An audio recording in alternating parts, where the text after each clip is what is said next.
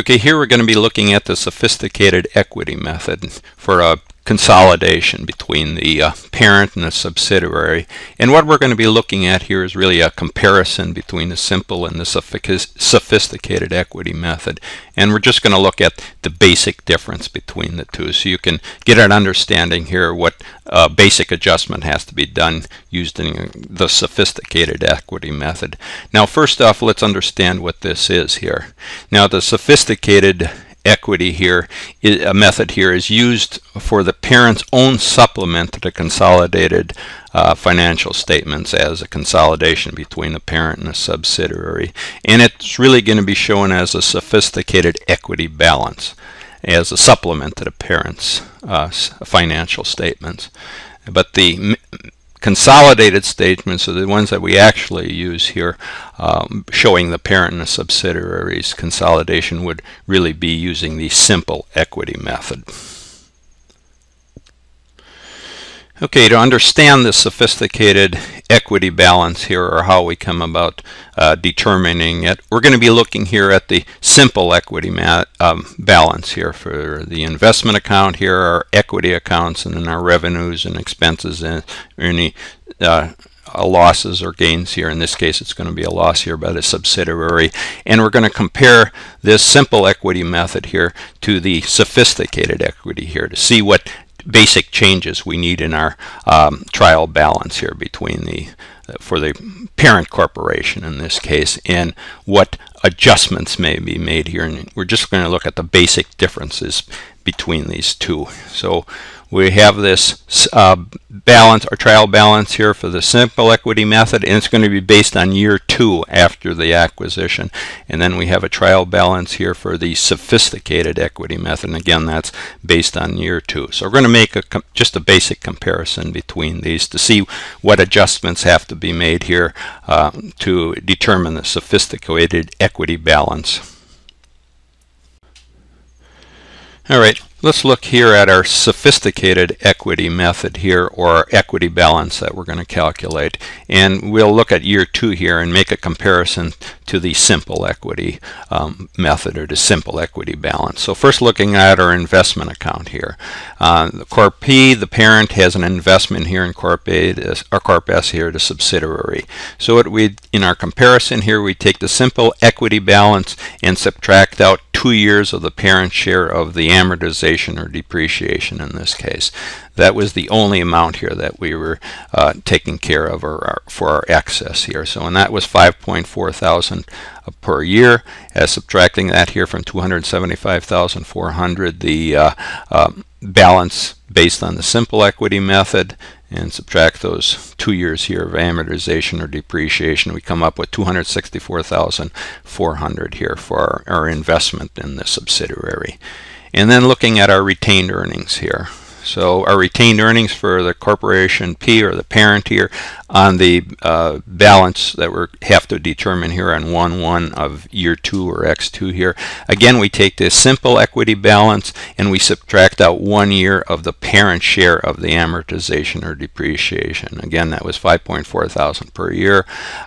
Then that from the simple equity balance for the retained earnings here would have been $380,000. Subtract out 1 year of this amortization and depreciation, and we come up with $374,600 here for our retained earnings here for corporation P.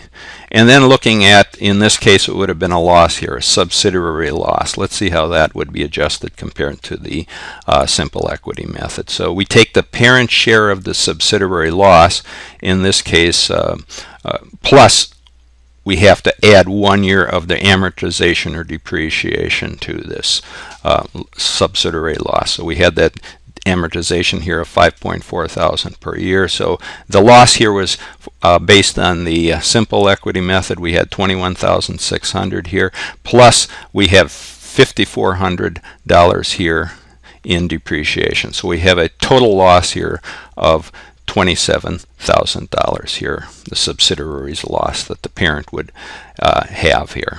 So just looking here, our investment in the corporation here, our investment account here in the corporation S here for the parent here, we would subtract out 2 2 years of the amortization or depreciation, or whatever we have to date here. If that was 3 years, then we'd be subtracting out 3 years or whatever. And then we would break that down here. 1 year is, we would reduce 1 year here for the retained earnings for the parent corporation here, and then the other year would go to the increase the subsidiary loss here for the parent. So that would be how we'd handle our balances here, the sophisticated equity method compared to the simple equity method, and the changes that we'd have to make. Okay, we're going to just look at summary here, sophisticated versus the simple equity method. But before we get into that here, when we made this here, reduced our investment here in the corporation, subsidiary corporation here by 2 years of the amortization or depreciation. We split that up here. The first year went to retained earnings, because that first year would have flowed into retained earnings here. So we reduce our retained earnings here for the first year. And then the second year, we would actually increase our subsidiary loss, because that is the second year it would go to our subsidiary loss, since it didn't go into retained earnings. So let's just go and look at this sophisticated equity method here, and it's really a modification of the simple equity procedures, with the exception that the original excess calculated on our distribution schedule does not appear. Only the remaining excess appears. So looking up here at our simple equity method here, and we had a distribution schedule here, our excesses here were carried based on our distribution schedule, the original distribution schedule here. But if we go down to our sophisticated equity, our remaining excesses here are carried at the not based on the distribution schedule, but only on the remaining excesses that we would have for the consolidation here. Okay, in summary, when using our sophisticated equity method here to determine the sophisticated balance here, the investment account here is already adjusted for the amortized excess resulting from the distribution schedule, and only the remaining unamortized excess remains in the investment account, and only the unamortized balance here is distributed to the appropriate accounts.